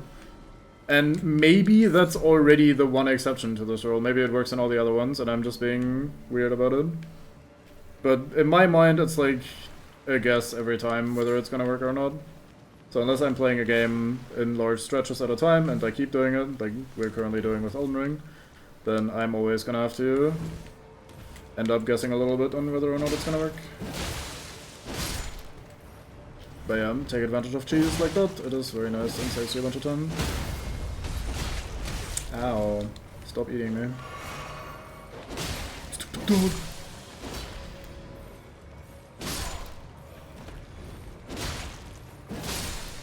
I think they overall did zombies pretty well in this game. Like these husks that are just shuffling around. Which is maybe a weird thing to say, but like something like them having a large or a very slow turn rate, the fact that they're often just like wandering around a little bit confused. Even in combat, they're not very efficient at getting to you or whatever. I think a lot of the time when games do zombie type enemies, when they are close to you and they are officially in combat, then they actually play fairly fast and aggressively rather than still being weird shuffling abominations. Whereas these ones actually feel appropriately should for being like weird lumbering zombie type creatures. So I'm gonna call this as having mostly been through most of the majority of mostly the graveyard. You can probably tell how confident I am in the statement from the amount of extra words I put in there. Oh. It's good at slow clumsy ended some of their first enemy such after all. Oh my lord, I need to actually look at the video game. I was reading shot and almost died. Are they? I haven't played any of the Kingsfield games or Armored Core stuff, so I don't know what they used to make mostly as their main enemy types and shit. Oh, you mean Dark Souls 1? Yeah, fair. I guess your first main antagonist might be the Asylum Demon. But yeah, it's still pretty much same shit. So over here we have an Onyx Lord who probably taught the Academy some shit about gravity magic. or maybe that's not an Onyx lord, but like a naked dude from this faction, basically. I hope to one day be the naked dude from my faction as well when I grow up.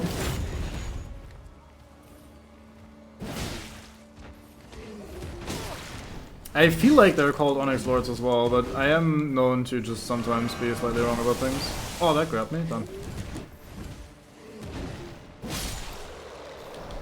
I see. Haven't really talked to them much, so I just don't know. Scary and dark skin. I believe it.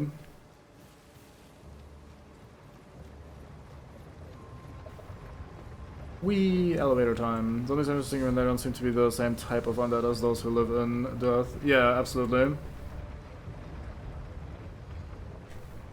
They really feel like, at least these ones feel like the sort of what you'd sometimes get in fantasy games where like a vampire has been starved of blood for way too long and is just like a husk, completely withered and dry. And these ones similarly remind me of creatures that are like supposed to thrive on mana or magic or something, and they're just completely drained, they're empty and just non-functional, driven by some sort of primitive urge to just suck someone off, basically. Alright, let's quickly grab the grace before we explore around too much more and accidentally die, because we will accidentally die, most likely. More like victims of the world's odd death cycle rather than those who live in death are connected to a specific abnormality. I feel like when I mean, they are hanging out in the graveyard, so I guess they are technically zombies. I was gonna say that they don't even feel like zombies in the sense of like they have died to me, and more like how I was describing them before, like the shriveled husk of what used to be a bloke, but has now been like drained of life force or magic or whatever. But at the same time, we do have them coming out of the ground in a graveyard biome. So I feel like I might be a bit dumb about that one. They are everywhere. These are just specific ones, yeah. True. So there are a couple things to do with this water wheel, actually. We can jump off here to the left. I don't think there's anything to the right. No.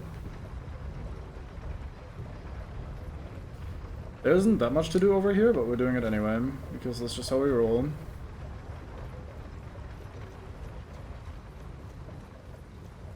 So you can see there's a bunch of dead people here already, so we start looting, and not only do more marionette soldiers appear, but there's also a bunch of dead people. What a surprise. These are avionette soldiers. Sorry, I called you a marionette right now. Sorry, my bad, sorry. My apologies. Yeah.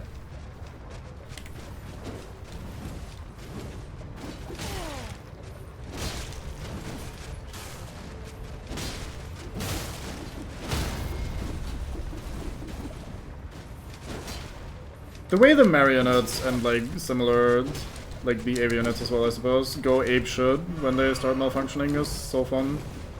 It's a really annoying thing to deal with in combat, so don't get me wrong. I don't think it's like a wow, how fun that they're flailing a lot like crazy. But like in the way they're little toy soldiers or like robot weird machinations, or whatever the fuck you might call them, that works so well with how they're designed and how they work. Sort of debated their named putrid corpse in the spirit, I should say. Death does not come easily for them. So corpse might refer more to their appearance than actually being reanimated. I think it just means they have a lot of HP. Also, I think Academy is doing some specific stuff with the dead.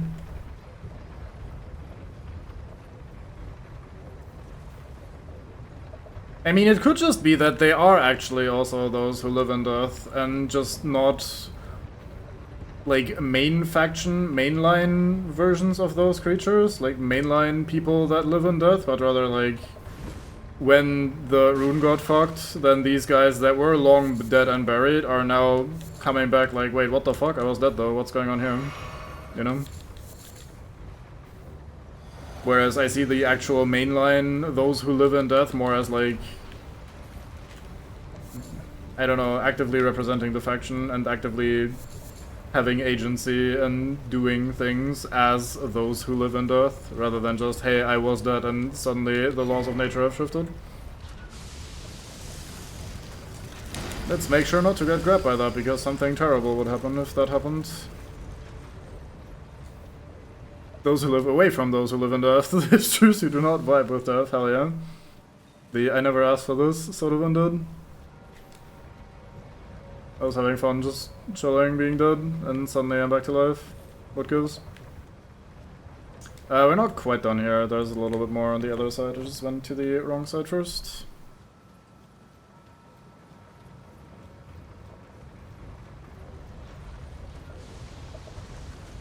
Do we just climb up here, or how do we get up there? I think we just climb up here. This looks like the way. Yeah.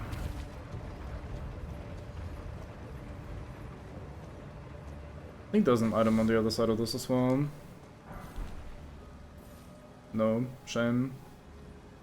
I think I left a message there at some point that was like, no item or something, or no item behind, and that's why my brain associated that with it. Unlucky. Hated myself. What do you think, man? Should we go do the thing right now, or should we leave? I think we leave here, right? Forlorn message leavers. I do occasionally leave messages, Sam. No, not one of those.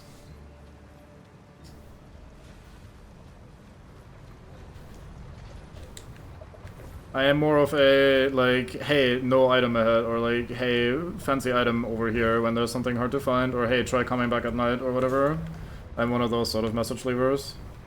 There's a Mikola's Lily, but nothing else. Or a Trina's Lily, rather, so it goes a shit. Dog ahead, no. More of a actually valuable messages kind of guy. Or something that's actually, like, I think is funny, like something that's actually resembling a joke rather than just the generic common ass meme. Oh, we need to actually be a little bit higher still. I think the biggest thing they do not count as undead as far as the damage go. They are not weak to holy and do not take extra damage from anti-undead stuff. Yeah. This is something the game is very consistent on. Like you can sleep to a spirit astral projection. So in those cases where a couple bosses do that, you can sleep them at their actual final fight. Neat. Yeah, that makes sense. You don't have the right, or you don't have the right, but you don't have the right, you don't have the right. Yeah, exactly. No, on the corp, like, as an example, I don't do that very frequently. In very, very minorest of DLC spoilers, I don't think it's worth even mentioning, but in case you want to be, like, the most anal creature in the video game, there's a tower in the DLC that you can climb in the environment, very much just as an environmental thing, that is very hard to climb to the actual top. Of course, dumbass Cube climbs it all the way to the top because that's just the kind of gamer I am. And I find nothing because obviously the game doesn't intend for you to be there. It's kind of glitchy to even fucking climb it. And so on the very top of the tower, hey, I pulled the guys by making a bunch of noise, dude. On the very top of the tower, after having to like do some weird horse parkour and like do double jump off into the like slight clipping on the side and all that sort of shit, I like left a message like, good job or whatever. Knew exactly what show I mean as well, yeah. Yes, exactly, that tower.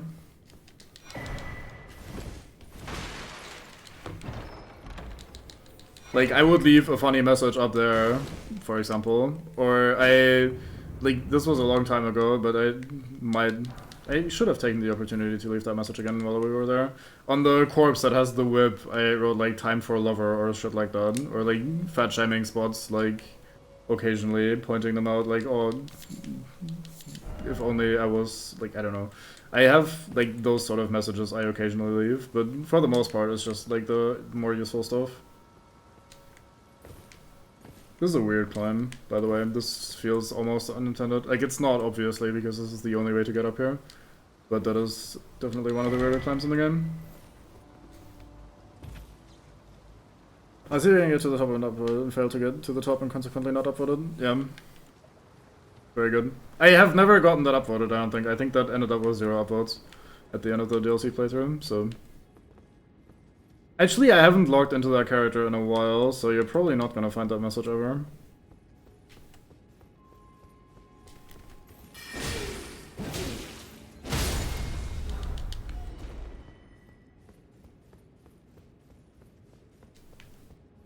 I don't like this room. You're probably meant to kite them out, but I tend to be dumb and just fight them.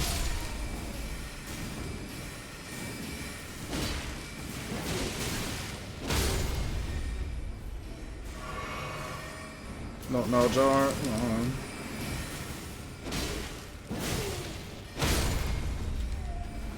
Why are you here, Mr. Warrior Jar, anyway? Surely you're not trying to be a mage. You're a warrior. I died. Fuck. I thought he was doing the other type of attack, so I was trying to roll past him. Unlucky.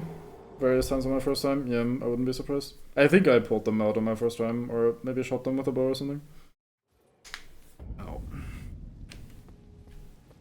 You know, it is pretty funny how when the bots have to follow your Twitch account, like your stream, so they can leave their message, how you will get randomly followers, and then in the recent activity feed they'll sometimes just say, oh, random or unknown user followed you, because at this point they've been banned, so they're no longer an actual user with an actual username, it just says unknown user. It's an odd little side effect of that. Do we have anything clever we can do here, maybe?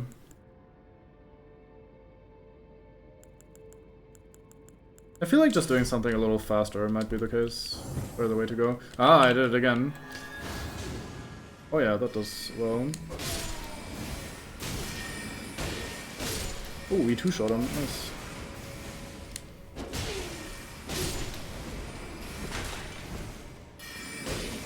No, no! Aww, so close. Man, he didn't have to interrupt me twice, so fucking close to death. Dickhead. But yeah, seems like the sword with the buff on it is gonna be kicking ass. I don't know about these guys. These guys feel a little weird.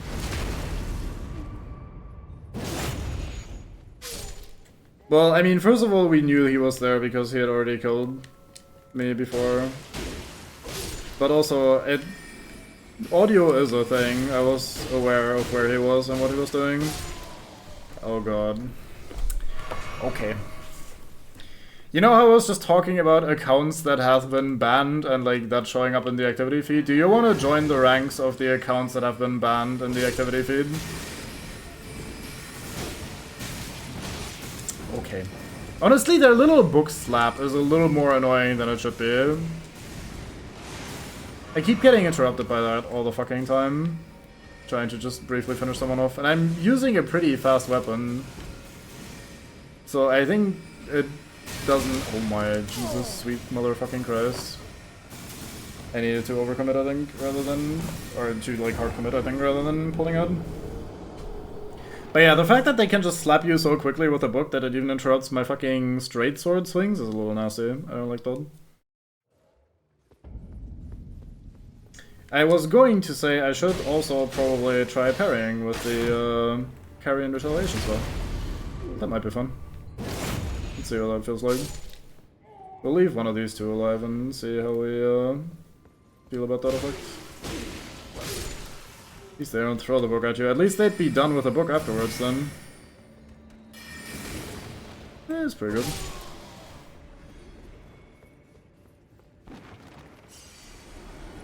Hello, assholes.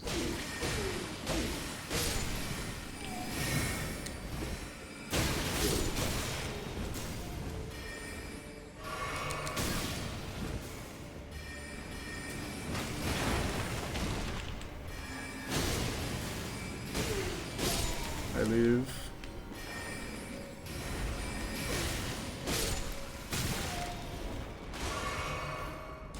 Oh, I couldn't roll that on time, my bad. I am stuck on a fucking crate of crystals. Oh, that was the charge! I didn't recognize that as the charge. God damn it.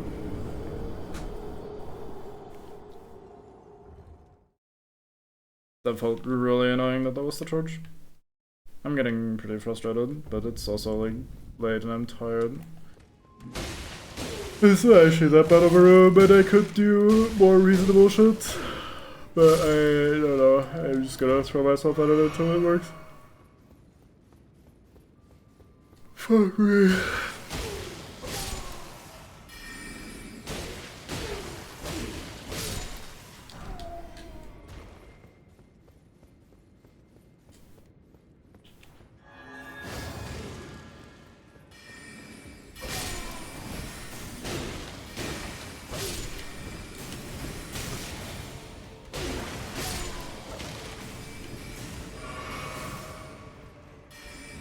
Alright. See, you're so far away and you're not doing the charge. Okay, now you're doing it. Never mind.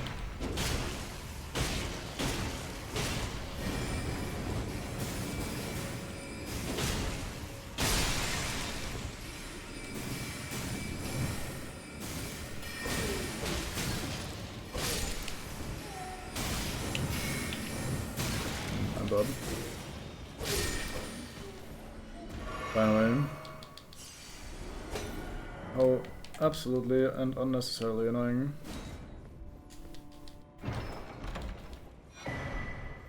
Paw. I think the illusory wall is upstairs, isn't it? I think there's 2 more assholes up here.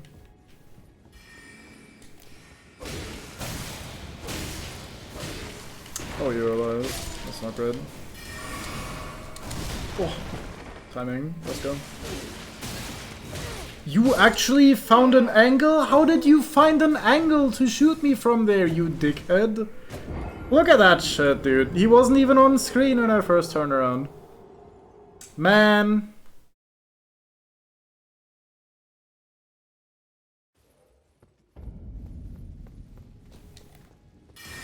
Shut the fuck up.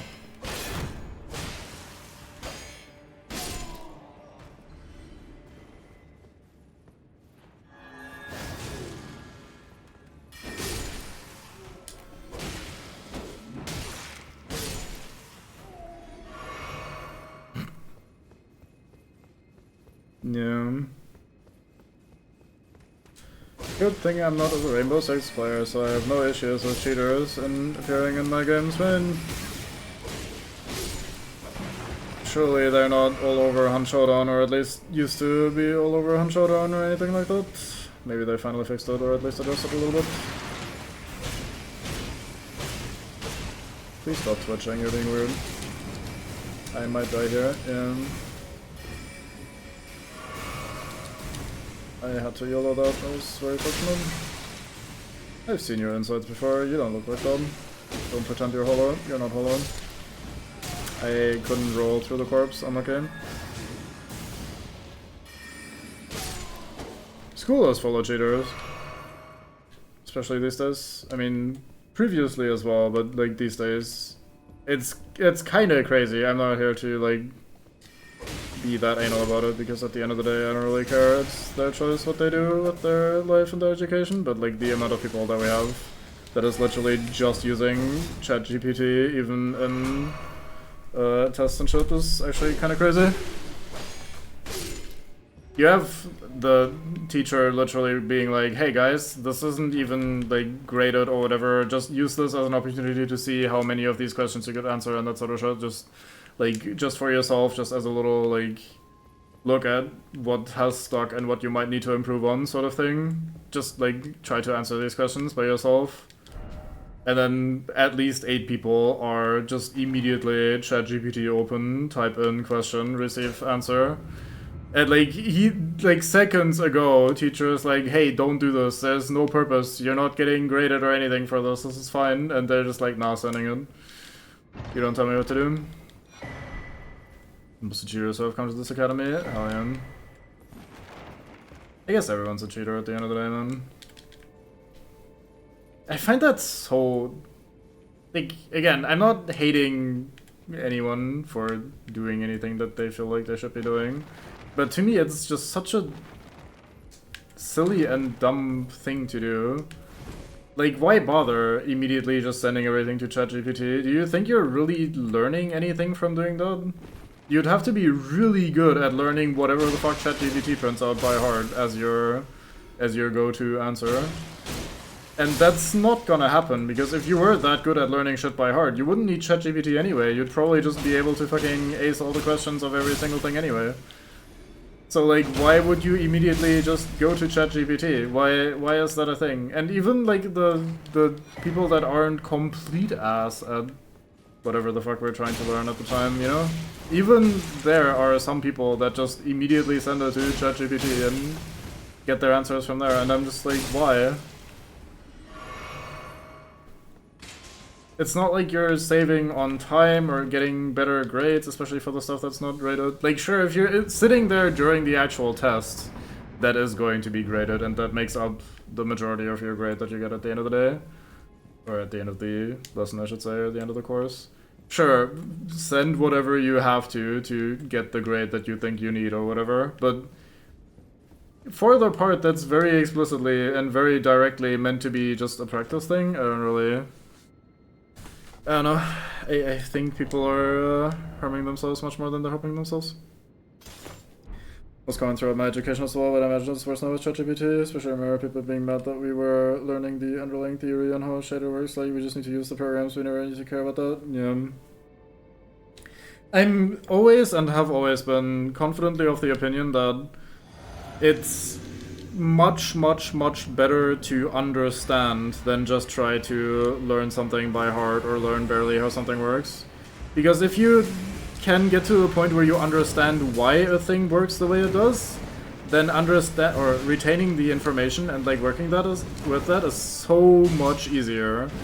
Like if you have to learn a bunch of formulas and arbitrary numbers and shit by heart, that is super difficult. Most people aren't gonna be able to do that. But if you instead learn why the numbers are the way they are, or like what makes the formula in the first place, you can, even if you don't remember the numbers by heart, like put it together in your head because you've learned it, you understand how it works, so that's much better. And it's so easy to check for that as well, literally just like see if you could explain this to someone, and if you can't, then you haven't quite gotten there yet, and that's fine, but like understanding why a thing is the way it is so much better at learning about it than just trying to learn a thing by heart or just learning which buttons to press or whatever. Oh, I tried to drink while I'm out. I saw someone complain the other day actually about how long the animation is for when you try to drink even though you don't have Estus. And I never really thought about it that much, but it is really extreme how punishing it is to try to drink when you don't have a drink. You'd think it's already ass because like you try to drink but you don't have a drink, so you wasted your time. But no, the animation is actually extra slow compared to just taking a normal drink, so it is kind of funny how long it takes your character to just go, oh, this flask, bro, it's empty, I don't know what to do with this.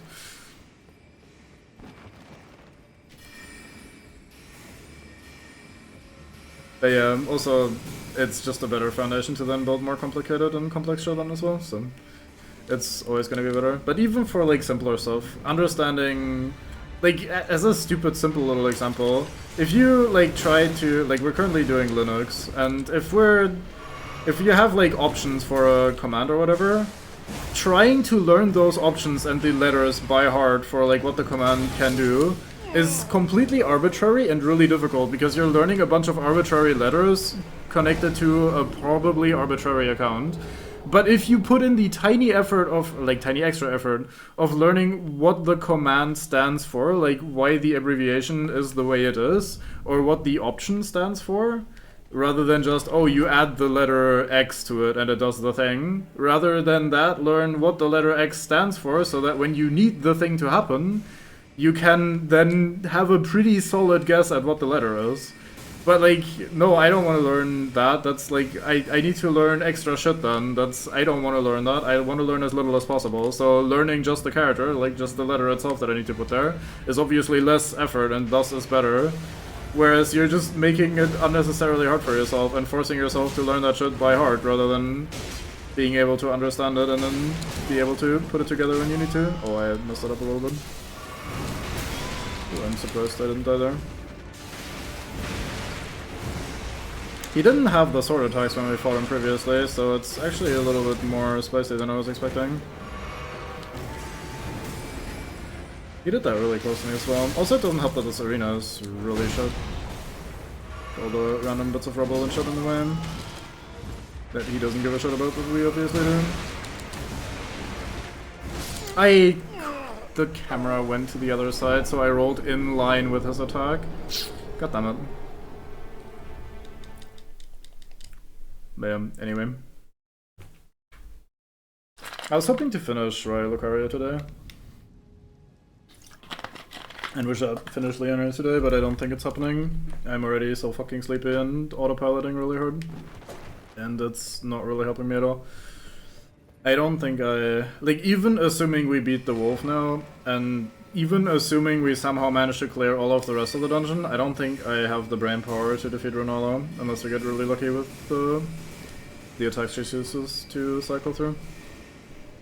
Even if you're the airline reason is stupid, a lot of concons I really just thought some guy in the 60s star was a comfortably quick amount of so good to know. Yeah. I mean, in fairness, oh my fucking god. In fairness, I didn't even get oh, I picked up the fucking bloodstain rather than my souls, that's always fun. But yeah, it's extra hard in our circumstance because, first of all, we're learning this in German, even though most of the commands and some of the documentation and shit is in English, so a lot of people struggle with that to begin with. But also, a lot of the people in our class don't even speak German all that well, because there's a lot of, like, foreigners and some refugees and some people that just didn't ever learn proper German or whatever, I suppose. And so, like, it sometimes goes through, like, 2 extra language filters to the point where, like, I have no idea what this prompt in English is saying, and I'm being maybe told about that in German, which I also am not even quite sure what that means, so that definitely doesn't really help the issue, but I still feel like trying to understand the why thing might be the way it is still gonna be helping you more than trying to arbitrarily learn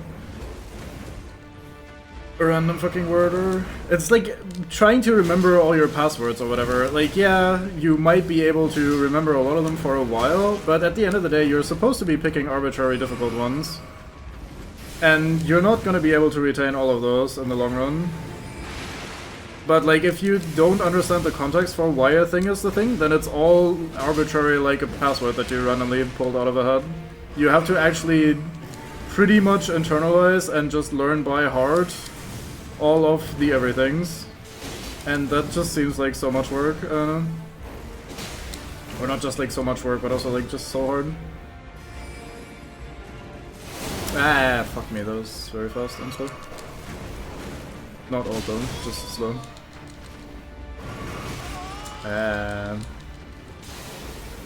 I'm just drinking because I couldn't dodge if I tried, because I can't see shit. Thank you again.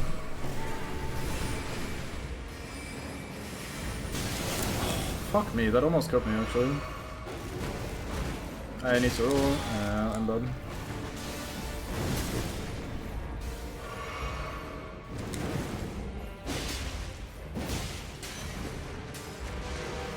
I'm sure it makes sense for lore reasons, but I don't quite understand. Hey, there's the bleed finally. I don't quite understand why they chose this boss for this dungeon and this location, especially.